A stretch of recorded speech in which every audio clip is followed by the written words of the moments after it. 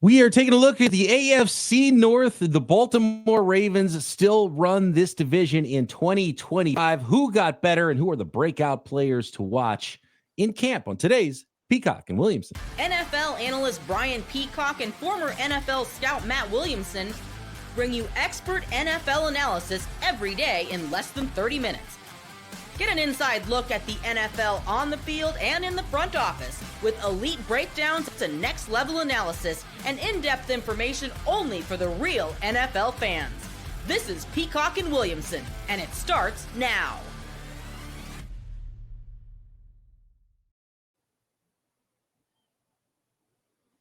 Welcome to the Peacock and Williamson NFL Show. Brian Peacock alongside Matt Williamson at BD Peacock at Williamson NFL. Get those mailbag questions in for next week there. You can also drop a comment on YouTube. Let us know what you think. If you have any questions for next week or any topics you want us to hit us up there. Or you just want to say hi, or you want to rip Matt for one of his takes. Feel free to do that there as well. And, of course, subscribe on YouTube and anywhere you get your podcasts. And today's episode of Peacock and Williamson is brought to you by Monarch Money. Take control of your finances with Monarch Money and use code LOCKEDONNFL at monarchmoney.com for 50% off your first year. So it was the Baltimore Ravens, Matt, that have been running this thing for a little bit, and we're a 12-5 team that took the division last year. Pittsburgh Steelers, they have an upgraded quarterback. They were a 10-win team. Cincinnati Bengals, are they going to be good? Do they have enough defense? A lot of questions there. And as many questions as there are for the Bengals, even more questions, I think, for the Cleveland Browns. Clearly the fourth quarterback situation in this division, but have a couple of young guys that they could be excited about too. And I think it's pretty easy to say they might be better than the 3-win team. So again, I think maybe some optimism in this division as we start to break down these football teams. We got to start with the reigning champs, though, in the Baltimore Ravens. Is this a football team that's better than their 12-5 record last year? Steelers fans will hate me, but I'm leaning towards making them my Super Bowl pick winner. Oof. I think that time is about now. They've knocked on the door. It's kind of like our Bills conversation where you can't get past the big bad wolf and Mahomes, and you battle it out with these elite quarterbacks. And I do think their coaching staff and organization is super strong. Lamar very well could be the best football player on the planet right now. I mean, I don't think that's crazy. And Allen had that same claim. And man, I think the Ravens got better. I'm not sure the Bills got better. The other teams in this division, I'm not as certain of, but especially the Ravens secondary. You had Malachi Starks and Jari Alexander, and also Mike Green to the pass rush. I mean, pass defense to me really stands out as got better. And it's a small thing, but Nuke Hopkins is now like your third or fourth receiver. Their pass catchers are deep and good now too. We know the Henry Lamar dynamic, drives the ship, but they kept the O-line pretty much intact. I wish they were a little better at guard, but it's a hard team to find weaknesses with. And maybe kickers are weakness now without Tucker. I mean, I don't know. For a team that good to have so few weaknesses and then come out of the draft and maybe have drafted a couple more starters, and to get Mike Green, pick 59 in the second round, he's a first round, top half of the first round type of a talent. Right. And they were able to get him. He only plays on third down. So how many times they can have a lead late in the games, So that's, and by the way, how cool would a Bills Ravens AFC championship game be? Right. At least one of them gets to go to the Super Bowl, Yeah, that would be pretty That's fun. kind of what I'm rooting for. That's awesome. Yeah. And it could happen. I mean, those are two very good football teams. And I think I'm with you, man. I think Baltimore Ravens, that's a good pick. Do you think there's any truth to the idea that maybe Lamar's not as good in the playoffs? This isn't a team built for the playoffs. Here's a kind of a nerd thing, and I've been quoting Warren Sharp a lot lately since his book just came out. But of course, I read the Steelers chapter first, and then I went to the Ravens and the rest of the division. And now I've just been going team by team. And he had a really good observation in there, which actually started with Pittsburgh and how they defend Lamar. And you wouldn't think this is the right way to do it, but heavy percentage of man coverage and blitz. Traditionally, that's the last thing you want to do against a great runner because you're turning your back to him. If I miss on the blitz, he's just going to torture me. Well, teams started to catch on, and like the Bills in the playoffs, like when the Ravens have been eliminated in the playoffs, he's been really good versus man blitzes, where everything else he's been off the chart. I mean, nothing he's bad at. But Right. I mean, if there's anything resembling a weakness, it's a heavy dosage of man blitzes. And they've been seeing that more and more in the playoffs. So I blame coaching more than player on that. Like have some more answers. And I think that's, but we're nitpicking here, though. I mean, he still gets better and better versus that stuff and better in the pocket. And it's touchdown interception ratio is insane this year. And the running's never going away. And Henry makes him better and he makes Henry better. I mean, we're really nitpicking here. Is this the best group that Lamar Jackson's had around him? I'm starting to think so. Like Derrick Henry, running back guy, right? Yeah, Derrick Henry, running back. You got Hill and Mitchell and a group of kind of varied skill sets behind Derrick Henry. Zay Flowers, Rashad Bateman, who has had a weird start to his career, but they want him around and they've paid him again. They quality player, yeah. He's not a superstar receiver, but they still want him to be there and be one of the starters. DeAndre Hopkins as the number 3. Just throw him out there once in a while, red zone, third down, Likely and Andrews, Two-headed monster at tight end with Mark Andrews and Isaiah Likely. And we talked on yesterday's episode about kind of how this is one of the teams that can play that power game when you've got the biggest fullback in the league and Patrick Ricard, the biggest running back in the league and Derrick Henry. You mentioned the offensive line with Stanley still going, Linderbaum. So Roger Rosengarten, I think it's huge for him to be in year 2 now, and he took some lumps as a rookie last year. So, I mean, what's not to like there? Then you go to the defensive side of the ball and being able to get someone like Mike Green in the second round to compete for snaps and pass rushing snaps with Odafe Owe, and you got Kyle Van Noy still doing his thing, and Roquan Smith. This team's so strong up the middle. Travis Jones, I think he's one of the more underrated defensive tackles in the NFL. And you talk about offense up the middle too with the running game and Linderbaum, Tyler Linderbaum, and then you got Travis Jones, and you got Van Noy and Roquan Smith, and then you've got the two secondary's awesome safeties with Kyle Hamilton, who's already a star, and Malachi Starks, who's a first-round pick, and an awesome fit, and I think an awesome compliment to Kyle Hamilton as well. There might be no stronger team up the middle in the NFL. Yeah, the roster in general is as strong as any. Your original question, is this the best supporting cast Lamar's had? I think the answer is yes. And to be honest, I mean, this goes back a couple of years, but I thought the Ravens did a very poor job of getting Lamar quality weapons when he was on his rookie deal. Like when Allen was on his rookie deal, they traded for Stephon Diggs, to put him over the top. The Ravens never did any of that kind of stuff back whenever he was cheap. But now he's got some pretty darn good guys. I mean, Zay Flowers is a star. Yeah, you've got 3 capable wide receivers. You've got, if not more, right, or better than capable, right? It's underselling them probably. Yeah. 2 stud tight ends. You got the running game. I mean, who's not going to stack the box against these guys too? Yeah, and man, Lamar just keeps getting better. Like the underreported he's unbelievable. Is how good he is as just a pure quarterback, and that's why maybe teams are like, yeah, you know what, just stand back and let him pick us apart. And still, we can't stop him from running anyway. Let's just force him into running earlier and try to get pressure on him, and maybe kind of run blitz as well on the way there, and try to just mess up what their original plan is, and maybe that can help. And so, how do you even play against Lamar Jackson? He's almost indefensible at this point. And this might be the last year they keep Todd Monken as offensive coordinator too. He'd be a head guy for sure. Malachi Starks was their first-round pick. Mike Green, edge rusher out of Marshall, round 2. So safety, defensive end. Then they went with Emory Jones, offensive lineman out of LSU in round 3. Teddy Buchanan, Cal linebacker, athletic in round 4. Carson Vinson, a big moldable Alabama A&M small school offensive tackle, and another small school corner, Bilal Kone, sort of a sleeper player in the draft last year in round 6 out of Western Michigan. And they had a bunch of draft picks. They always do. 5 6-round picks. They always do. They're the best comp team out there.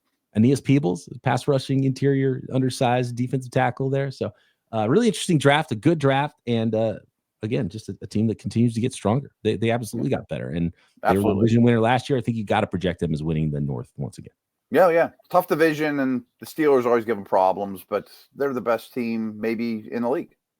If the Steelers were a 10-win team, despite the weird quarterback play and the weird offense that they've had, and this is going back a ways, what can they be this year? And Does that mean they'd win 16 with Mahomes, or do they would still win 10 with Mahomes? You know what I mean? Yeah, no matter what? That's a great question. Let's get into the how much better are they this year? The Bengals and Cleveland Browns as well. Next.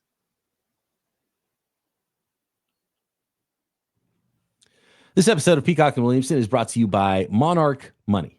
And you ever wish you had help managing your money? Maybe you just wish managing your money felt a little bit easier. You felt a little bit more in control, knew what was going on all the time, right? With Monarch Money, it can be that easy. Whether you're growing your savings or planning a big purchase, Monarch puts you in the driver's seat. It's like having your own personal CFO, giving you full visibility and control over your finances. Monarch Money is more than just a budgeting app. It's a complete financial command center. You could track all of your accounts, investments, and spending in one place. So in addition to managing your money, you're also building wealth. And it's so important if you share finances with someone.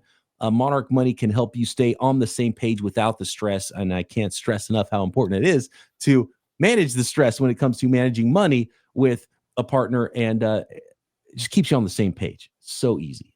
Love it. And when you can take your control of your finances, it makes everything just feel better in your life, and you can go about your day and understand how much you can spend and feel good about spending it when you're out there doing whatever it is you want to do on your daily basis, and make sure that you are able to take care of all the retirement or college savings. Matt, I know you're there right now. Whatever it is you need to do in your life. So take control of your finances with Monarch Money. Use code LOCKEDONNFL at monarchmoney.com for 50% off your first year. That's monarchmoney.com. Code LOCKEDONNFL for half off your first year.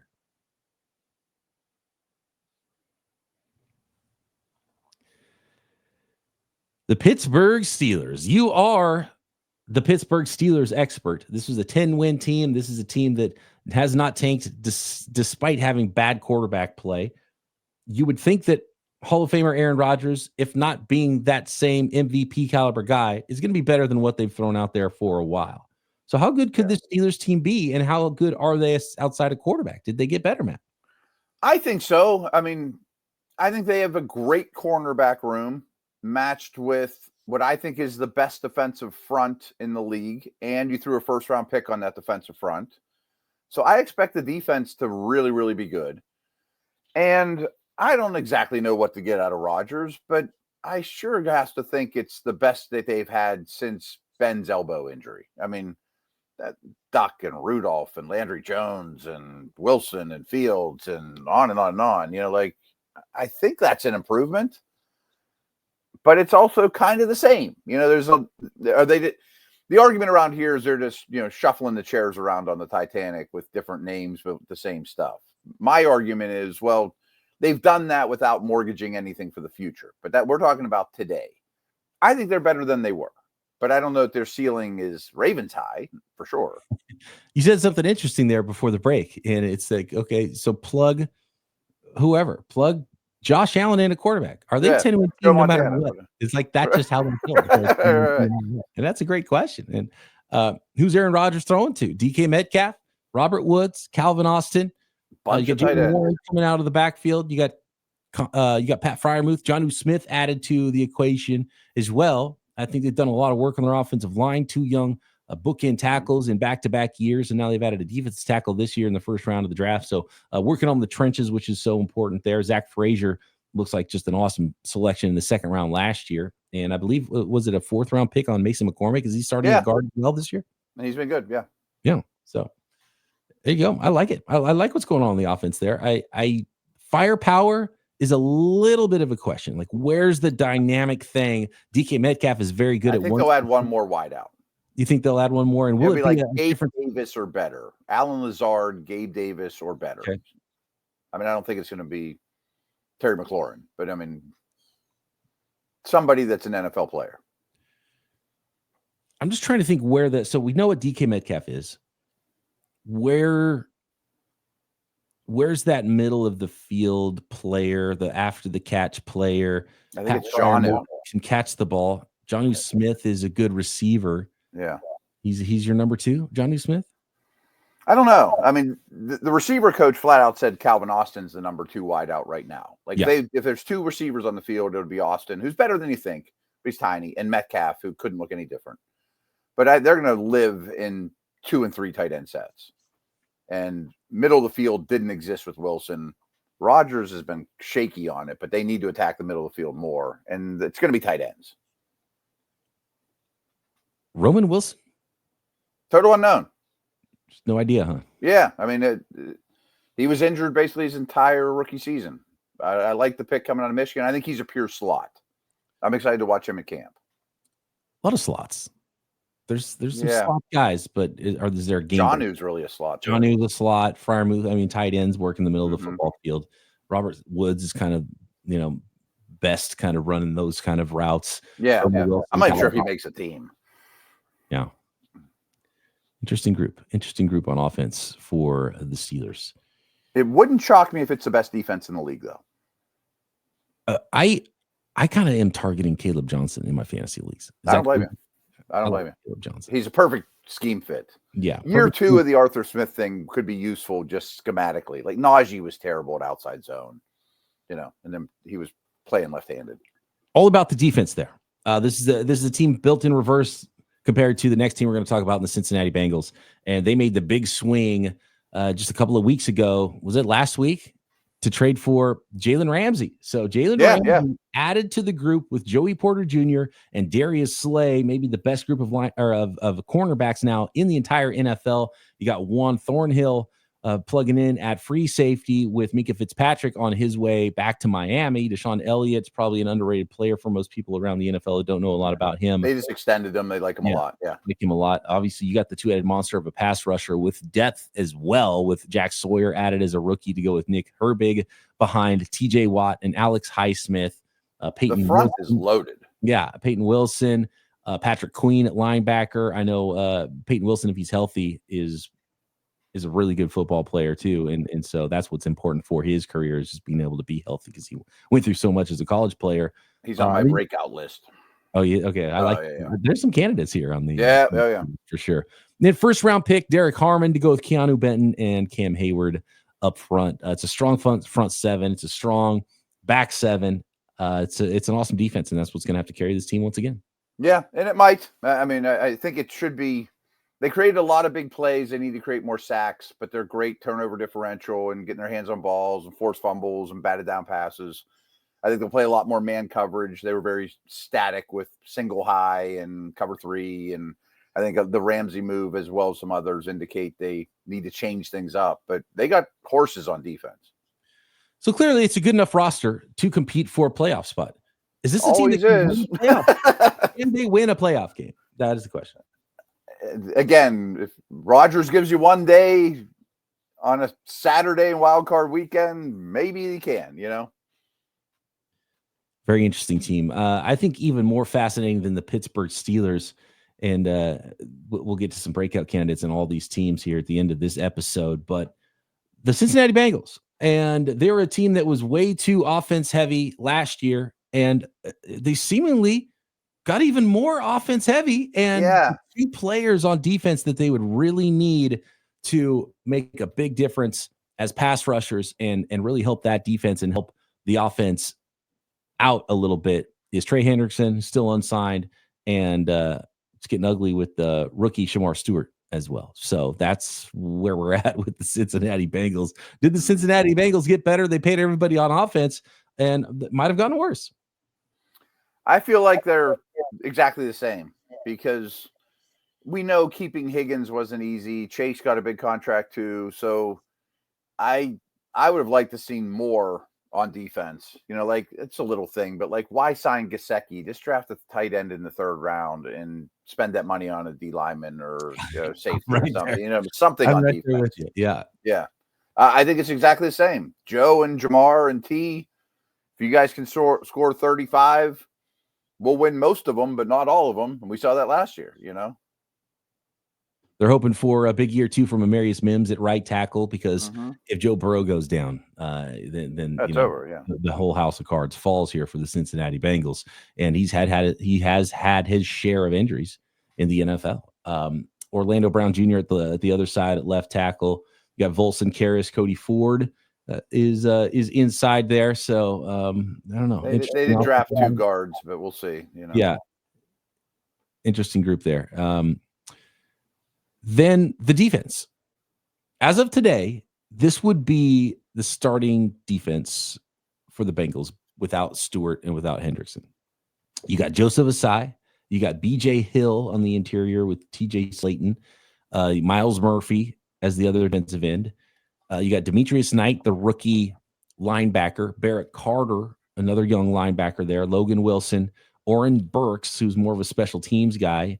And if you're talking about nickel, then you probably got Dax Hill there as the nickel defender. Geno Stone and Jordan Battle at safety. And DJ Turner and Cam Taylor-Britt as the corners. I mean, even with Hendrickson and Shamar Stewart, it's not great. But that's not a good enough unit to think you're going to go anywhere. No, new defensive coordinator. And a lot of those guys are reasonably high picks the last few years, but none of them seem like they're turning the corner. Unless it was like Lou Anarumo was past his prime and such a bad coordinator. Like, could that possibly be the thing? I don't know. Look, I think that's why they grabbed the college coordinator, because let's just simplify things. We have a bunch of young guys. Let's college it up a little bit. They were good in college, so let's get a college coordinator. Right. Good in the NFL. Well, so, I don't know. I mean, this is one of the most obvious things. It's Joe Burrow, it's Jamar Chase, it's T. Higgins. It's an offense passing heavy football team. I mean, I don't want to undersell Chase Brown, but he played well in the running game. But I mean, that's what it's all about. It's all about Joe Burrow here. And I just don't know if it's as good as he is and as important as quarterback is that good enough to 10, 11, 12 wins and be a playoff team? I mean, I just don't see it, man. I don't either. And like Vegas odds of who's to win the Super Bowl, since he's quite high on the list, and I don't quite understand it. I think they're a borderline playoff team. I don't think they're, knocking on the door for a Super Bowl. I do think in the end, though, Trey Hendrickson and Shamar Stewart are going to show up and play. I would think, right. For a rookie and Shamar Stewart, who's kind of raw and needs development, what will that rookie year look like? I don't know. Trey Hendrickson, I'm sure, will be there and be awesome. Mm-hmm. But he's like their only difference maker on defense. Yeah. And he was there last year, and they were 9-8. So yeah, he led the league in sacks. You needed to get better on defense, and I don't know if they did. They got a new coordinator, and that's it. So hopefully that's enough. Pretty weak up the middle too, Cleveland Browns, not really sure what to think about with this team. Let's talk Browns and breakout players in the AFC North next.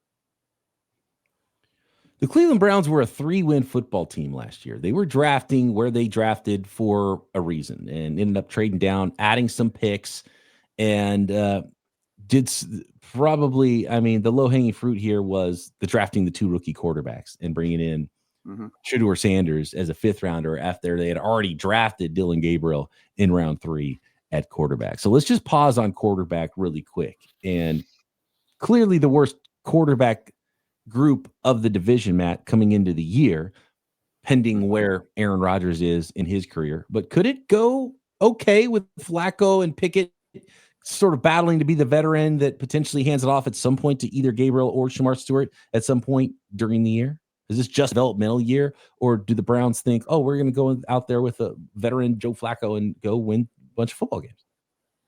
I don't know what their thought is, and I wish and that's kind of my criticism. Hard to get into the brain of the Cleveland Browns. Right. I mean, after the Watson trade, they had no draft capital for 3 years. And then this past year, even before the Hunter trade, they had the most draft capital when the draft opened. So I'm like, great. They can finally start to really build a good young nucleus, and the Hunter trade even helps that more. So think to the future. Keep Garrett around, gave him a lot of money. Okay. And now they have 2 picks going forward. So they have a lot of resources for this draft class, next draft class, that they could really do some good things. But I didn't understand drafting a lot of skill. I mean, I would drafted much more O-line, infrastructure type things. And I assume they're all going to get these quarterbacks are all going to have some kind of shot to at least show what they can do.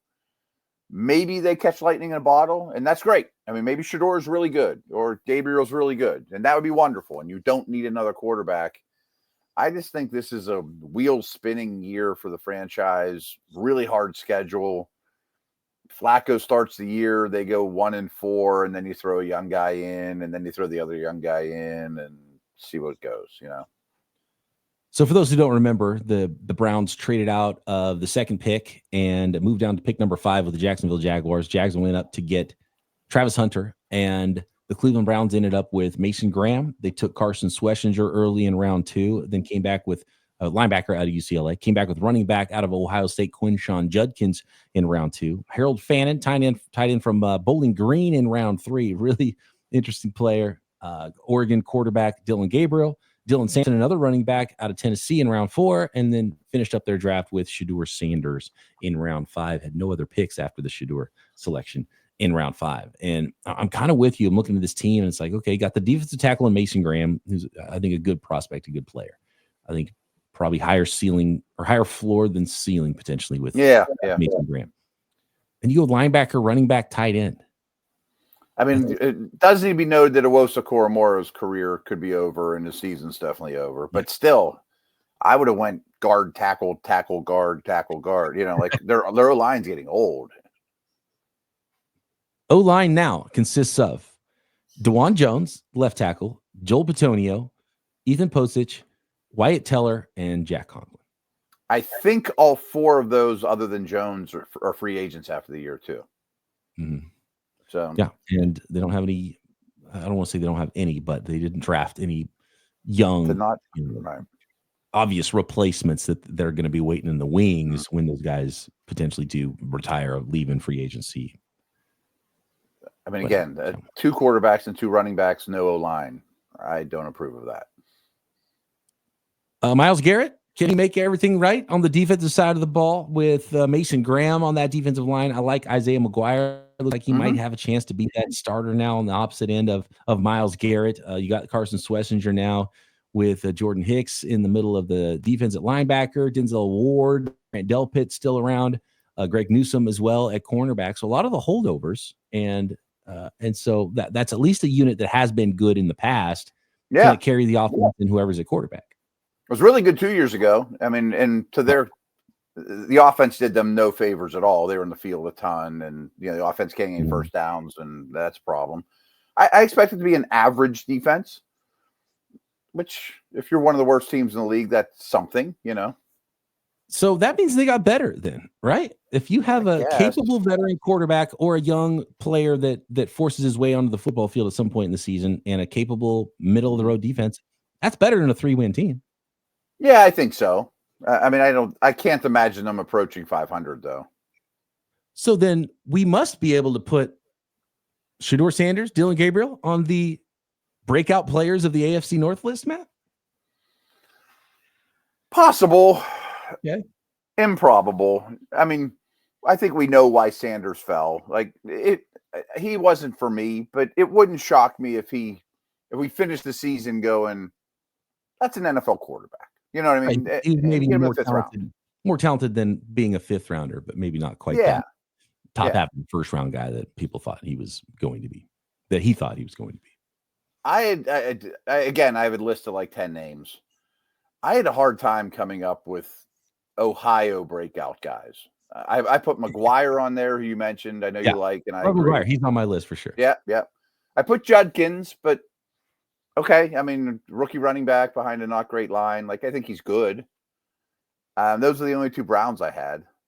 Yeah, Judkins or Sampson, whoever ends up, getting a lot of carries there. And I do like Quinshawn Judkins. Great feet for a bigger running back. I like him. Yeah. Is he gonna end up winning the starting job? I think eventually he'll have to. He's a high 2nd round pick. And Schlesinger and Graham, I think will be very good players, right? You could probably. You could say maybe they could have targeted some other positions or whatever, but I do like Carson Schlesinger a lot. He's gonna be really good, and I think Mason Graham's gonna be a really good football player as well. So that rookie class and one of those rookie quarterback hits is what they need. They need a strong rookie class there in Cleveland to feel really good about where they're at with this 2025 season, in my opinion.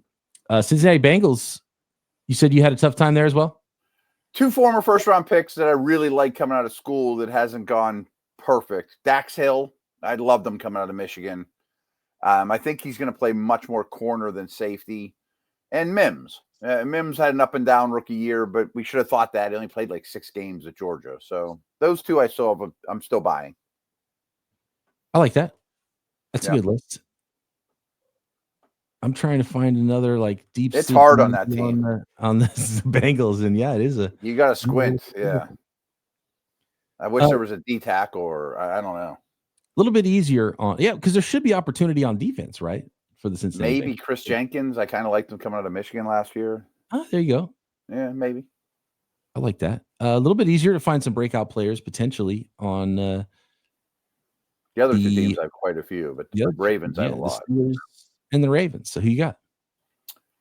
I think Green and Oweh could be not the best edge group in the league, but a lot better than what they've had. You know, and Van Noy's still good, but I think Green and Oweh are both breakout type guys. Rosengarten is a legit right tackle. I mean, I think he's established himself as that. Wiggins came on really strong at the end of last year, and I think he's going to be a real plus outside corner. And he's kind of established himself. Yeah, I was just going to say, he's one of those where he kind of already did break out, but it's a little bit harder at corner, and it was kind of later in the season, and it'd probably be the full breakout year for Nate Wiggins if he carries that over into 2025. Yeah, and my last name is just because he's a little underrated, but going back to like Saragusa, they've always had a huge presence in the middle. Travis Jones is a good player for them too. He's really good. He's awesome. Yeah. Love it. And your Pittsburgh Steelers, who's breaking out there? You got any really deep ones for us? Not really. Peyton Wilson, I mentioned. I mean, he goes from a nickel dime linebacker to an every down linebacker. Benton he's a little miscast as a nose in their 3-4, but he's also next to Cam and, nickel. And I think the sack numbers will spike for him. Darnell Washington, to me, is one of the most unique and improved players in the league. And maybe he's even the third tight end, but he's a nightmare to play against. And again, another first-round pick. I think Fautanu is going to be one of the top 5 right tackles in the league in the next 2 years or so. He's very impressive in person. Wow. I mean, I could go super deep, but I'm talking about guys that are going to play. And it is Broderick Jones left side, Fautanu right side, correct? Yes, set in stone. Broderick Jones is like the biggest X factor on the whole team. Super talented. He's like Amarius Mims, very similar. It's like crazy talented guys. If it hits, it's going to hit big. And they don't have much behind him, and they got to figure out if they're going to pick up his 5th-year option next year. Like he could kind of make or break that time for Broderick. Isn't that nuts? Yeah. Barely played. I know. So they need to get that. He's like the biggest X factor on the team. Derek Harmon. I'm excited to see Derek Harmon with the Steelers on that defensive line with so much talent around him, and Peyton Wilson too. Yeah, stay healthy, man, because he's a good football player. We know why he fell on draft day. I mean, he can play the game. Love it. And I just want to mention Zach Frazier again, because he already broke out as he was a rookie last year, right? He already broke out, but I think maybe not the household name that he potentially could be. People realize how good he is. Should be. I mean, he's going to be. I get asked all the time, where's he on the center list right now? I'm like, top 3. Yeah, I think he's there already. He was really good immediately for the Pittsburgh Steelers. So that is the AFC North. What is your favorite breakout player? Who are you going to watch when camps open in preseason games, and predict the standings and who's got better, who's gotten worse in the AFC North? Let us know at BD Peacock, at Williamson NFL, or in the YouTube comments, and subscribe while you're there. Matt and I back with the AFC South next time right here, Peacock and Williamson